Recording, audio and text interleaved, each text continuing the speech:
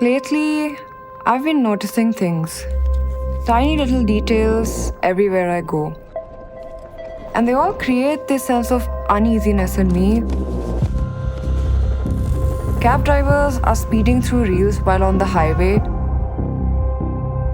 Every mother or housewife I've recently met is deep into level 6000 of Candy Crush.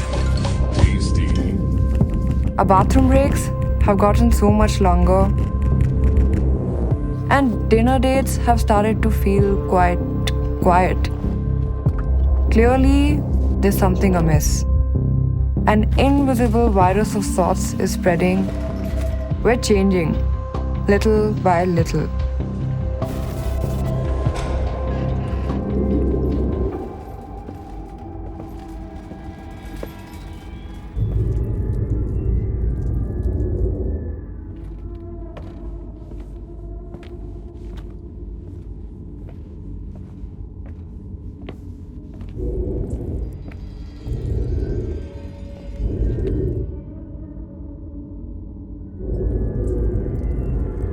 Something is rotting our attention. And I needed to know what is causing it.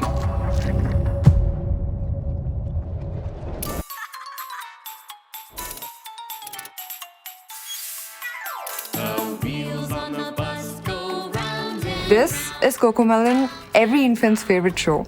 It has 193 million subscribers on YouTube and over 200 billion views.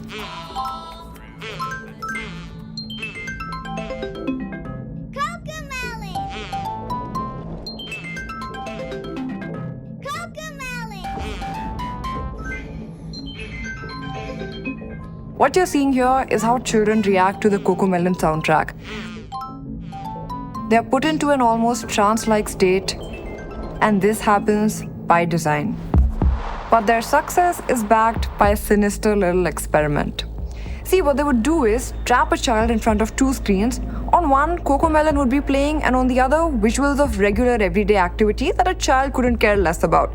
They'd then note down every point where the child was losing interest in their program, and they'd later fill those points with oversaturated colors or sudden movements that triggered a response in the infant. That way, the child would have to keep watching whether they wanted to or not.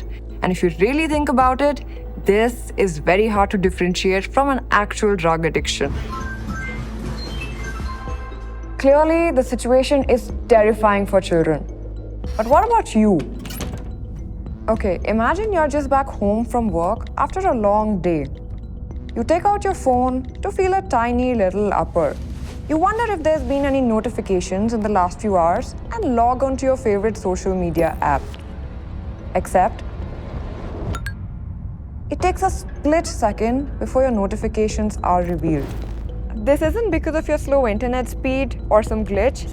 It's a calculated move by tech giants who understand that by creating anticipation, they'll be able to trigger more dopamine in your brain, hence ensuring that you are more addicted to the process of checking notifications than the notifications themselves. This is one of countless tricks used by tech giants. The keyword here is addiction, and it's happening right under our noses.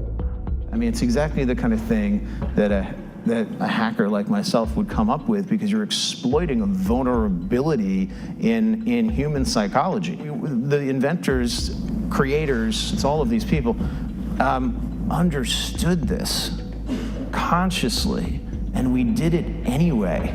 The United Nations Office on Drugs and Crime estimates that 64 million people worldwide suffer from drug addiction. Meanwhile, the number of people who suffer from social media addiction is estimated to be around 210 million.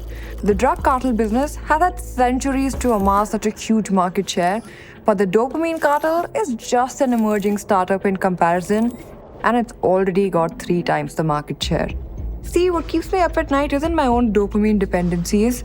It's when I think about the kind of content today's generations are exposed to and what effects it could be having on their brains. तेरी इतनी girlfriends कैसे है Surya? Infinite aura है मेरा. शाहरुख ना.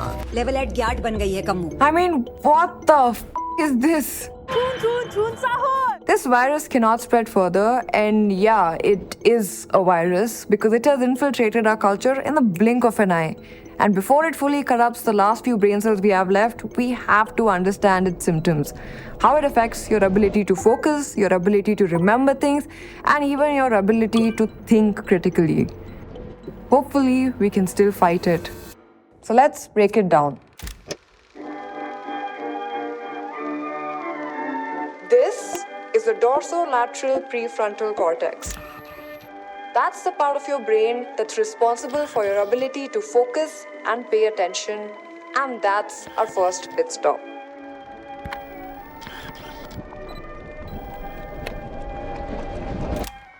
Let me ask you this. Have you noticed yourself or people around you losing their train of thought more often lately? Or maybe you find yourself often saying the phrase, "Wait, what were we talking about?" Do you want to know why that is? On the left is a kid from your parents' generation. She wants attention, but her mom is busy doing 200 things simultaneously, like moms usually do. She doesn't give up and does what she knows best, throwing a tantrum. Eventually, this devious little child manages to manipulate her mom into giving her the attention she needs. On the right, we have the modern day kid. His parents handed him a tablet and access to dopamine-driven content for children found on the internet. A perfect recipe to avoid his tantrums. This kid doesn't know it yet, but not getting his parents' attention is now causing him to lose his ability to pay attention when needed. Why? Because his prefrontal cortex is being fed so much dopamine so fast and so often. For your brain to normalize these levels of dopamine spikes would result in your baseline being raised, which means that anything lesser would make you go, nope, let's move on to something else. In fact, you might already be experiencing some of these symptoms, like your frustration when the Wi-Fi speed is slow, or your need to watch YouTube videos at 1.2x speeds, or why children are facing a social media crisis so prematurely. Research suggests that our attention spans are reduced from 2.5 minutes in 2003 to under 47 seconds in recent years. So I guess what I'm trying to say is we should... Sorry, what was I talking about? You were talking about attention spans. Right. My bad. Sorry, I got distracted by it. We'd like to thank our partner for this video, Odoo. We have spoken in the past about Odoo's customizable suite of apps that has helped scale multiple businesses, but this time, Odoo is bringing more than 20,000 experts under one roof for you to network and learn from at Odoo Community Days, and we will be there as well. So across 2 days, you will find 200 plus sessions from influencers and guest speakers, plus you'll have product demos, interactive zones, amazing food and music that you can vibe to, and there's an after party as well. You'll also get an early look at the latest and most improved version of Odoo, that's Odoo 19, and learn how to leverage its new features to work for your organization. This is happening on the 13th and 14th of August in Gandhinagar, and the best part is you can attend both days for absolutely free and bring your doubts to Odoo Community Days. So what are you waiting for? Sign up for Odoo Community Days from the link in description.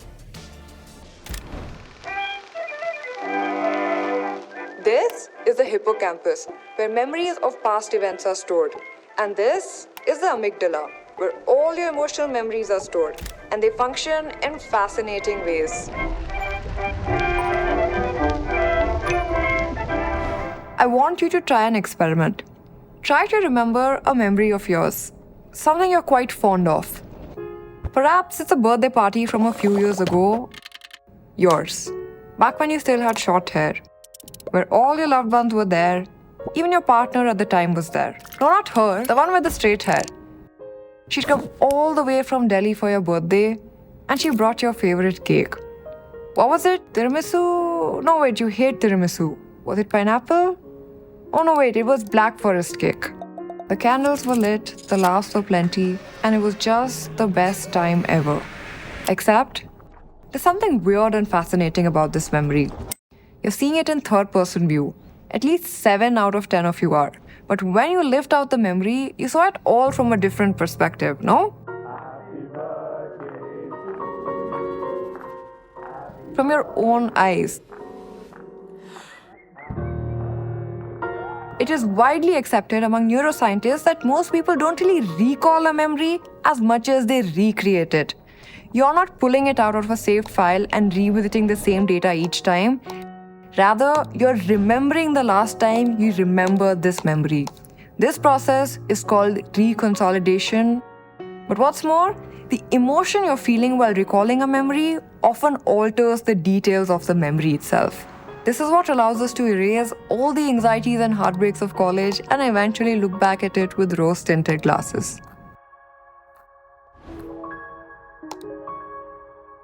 What this seems to imply is that your memory is a very unreliable and delicate system, and yet it's what gives us our personality. And this incredible but fragile faculty is under attack. It's going through drastic changes because of a process called cognitive prosthesis. That's when you externalize or delegate tasks like problem solving, decision making, and memory recollection to devices like calculators, ChatGPT, AI, and even teleprompters. Is that it? This is encapsulated perfectly by something called the Google effect. It refers to the idea that our brains are less likely to remember information if it knows that we can easily find it online. Just this week, an MIT study found that students relying on ChatGPT to write essays had the flattest brain activity patterns and could barely code their own work minutes later. Evidence of what the researchers called cognitive debt. For today's kids, this is especially concerning since they're largely given up on habits like reading and memorizing. They won't be exercising their memory at all. A lot of these kids don't know how to read because they have had things read to them, or they can click a button and have something read out loud to them. And looking at the state of things, I think it's time we put active effort towards exercising our cognitive abilities. Just on the off chance the apocalypse arrives, destroys civilization, kills Wikipedia, and sends us back to the Stone Ages.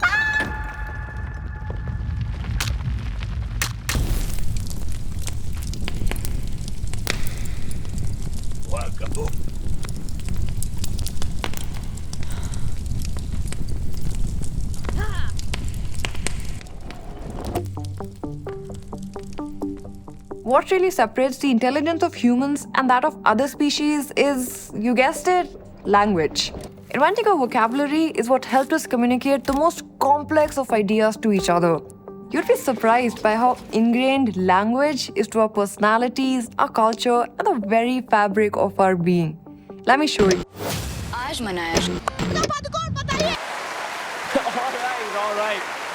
All right, everybody, let's calm down because we are moving on to our next category, which is the German language. Let's look up at Computer G.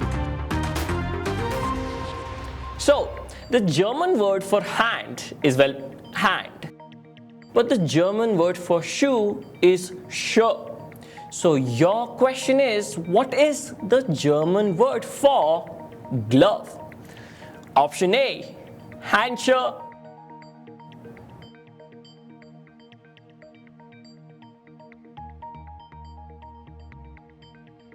Option A. That is correct.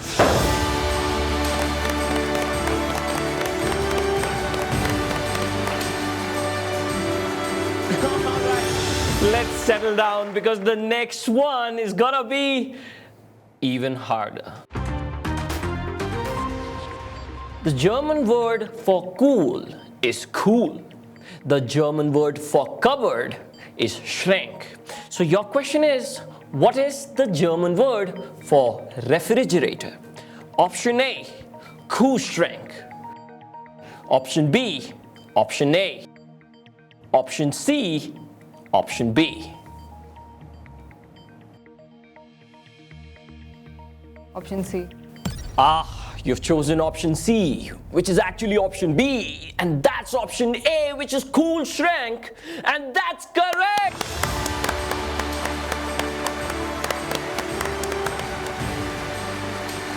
Let's once again take a look at Computer G. The German language is famous for their compound words, which combine two smaller words into new complex terms. It's all very straightforward and logical, isn't it? There's a study called the Sapir-Whorf hypothesis that suggests that language influences but not determines thought. Going by that, it seems to suggest that the Germans' approach to their language construction may have had a role to play in their culture's inclination towards logic and precision. But let's look at another language to further explore the hypothesis. Okay, now listen carefully because this is the big one. Let's go. What is the direct English translation for the Spanish term te amo? And this time you get no options at all.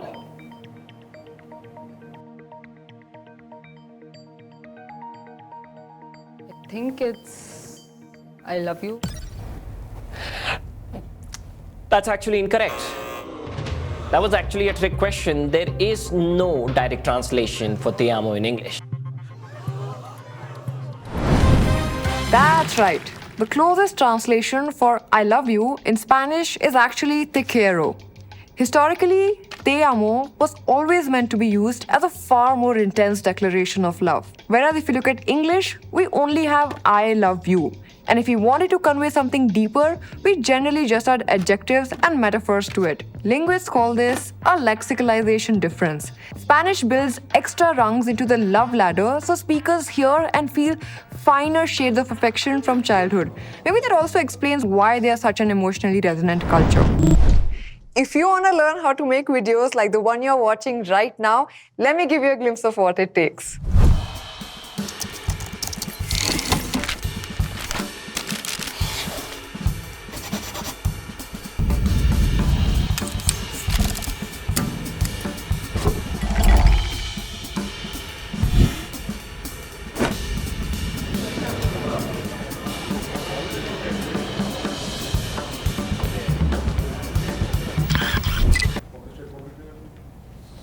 Are we good to go? Yeah. Okay. Okay.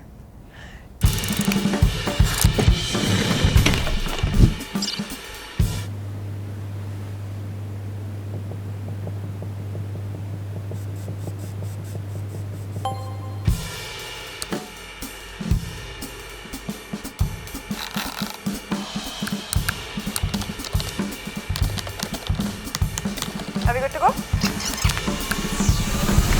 As you saw, it takes an army of people to create and deliver a well-produced video to you guys, and people who can do this are in high demand. With the right training, you can turn video making, that's from the concept to the final cut, into a high-income skill with a video mastery program in less than 3 months. Most of the folks you see here are from our video editing school. So if you're a student, a job seeker, a content creator, or just somebody who wants to get into the field of video making and video editing, our program is the right place for you to start. It will take you from absolute basics and core video editing skills, storytelling, production, motion design, and Gen AI to a hireable editor or video producer. We have trained 3,500 students, many of whom are working with some of the top creators and companies. So if you're somebody who wants to learn the skill of video editing, producing videos, or are just curious about our program, sign up for the free masterclass that we are hosting. Link is in the description below. See, language shapes the very essence of your being in complex ways. So the creation of language requires utmost thought and care, don't you think? Unfortunately, kids today are forming a whole new dictionary for themselves. I say that this goofy air government have been capping. Now, I know it's giving to Lulu for this chuggy boober, but chat, let's lock in. Negative aura. Sigma बनना चाहते हो? हाँ गुरुजी. बिल्कुल बना देंगे. We've done a whole video on Brainrot before, but since then, this problem has quintupled. Sure, this new gen language is a fun and creative way to express abstractions, but it's a language that is devoid of careful thought and structure that's essential for communication. Take the feeling of happiness, for example. The words here are each meant to depict a very specific degree of happiness. It allows us to gauge a person's feeling based on context. But when it comes to Gen Z slang, these words and many more like it that the internet keeps churning out every other week are monotonous, and they are replacing an articulate and thoughtful vocabulary that we have built over a millennia. Language evolves over time, yes, but there's a growing concern amongst linguists and cognitive scientists that this new shift may be eroding a child's ability to communicate complex ideas.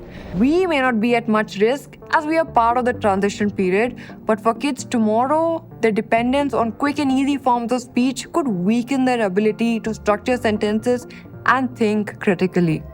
I recently read that the average Indian spends 5 hours a day on their phone. That's 6 whole days a month, 2.5 months a year, and around 15 years in your lifetime that you may end up doom scrolling. Another study claimed that the average person finger climbs the equivalent of Mount Everest every 20 days of scrolling. I'm not sure how to wrap my head around that. You know, when your brain receives gratification at a constant rate, it leads to something called anhedonia, the complete absence of enjoyment in your pursuits of happiness. These are statistics that indicate our predicament. However, the newest generations will be born into a world where these statistics aren't shocking, they will be the baseline, the new normal. The consequences are serious. Children with more than 60 minutes of daily screen time show significantly higher signs of ADHD. Even more alarming, early screen exposure disrupts emotional development, dulling their ability to read faces, build empathy, and navigate the social world. To make matters worse, there's a notable lack of regulation concerning the design and dissemination of children's digital content, allowing companies to prioritize engagement metrics over the well-being of the children. So, what do we do about this? If you're watching this video, you are probably dealing with the inability to feel as deeply as you used to, and if you've reached all the way to the end, then you've already taken a huge first step in the road to recovery. See, I don't have all the answers, but I can share what's been working for me, and maybe it'll work for you too. To start off, switch your phone's display into grayscale by accessing your developer settings to avoid all those stimulating and triggering colors. You can even add extensions that actively block out Brainrot content. Make sure you track your screen time religiously and even set app limits. These act as daily reminders that you are crossing the line. Protect your sleep, which is where your brain resets itself. This basically prevents the blue light from suppressing your melatonin. Next is dopamine rebalancing. This one's tough, but it works. Set aside 30 minutes where you do absolutely nothing stimulating. No phone, no TV, no podcast, no music. And lastly, every night, recount your day and write down one thing you're grateful for. It's basically training your brain on a daily basis to notice the silver lining and naturally rebalance your brain chemistry. Look, I know it's not going to be easy to do all this at first, but keep at it. Every day it gets easier, but you gotta do it every day. That's the hard part.